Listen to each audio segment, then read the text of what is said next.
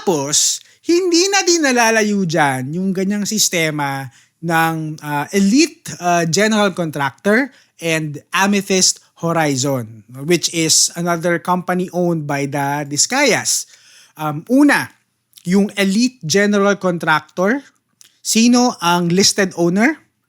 Cousin. Oh, cute, no? Di ba? Pinsan. Tapos yung Amethyst Horizon, ito sobrang legend to eh. Tinanong ni Senator Estrada, sino si Brian Eugenio? At very casually, no, sinagot ni Madam Sara, he's one of our employees. Like, taray, sandali.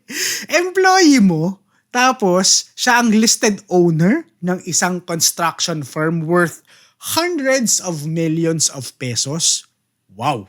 Medyo generous naman ata tayo, no? Sana all may amo na nagbibigay ng kumpanya sa mga empleyado niya as a benefit, no? Kalimutan nyo na yung HMO, kalimutan nyo na yung 13th month pay. Dito tayo sa nagbibigay ng construction company bilang incentive package.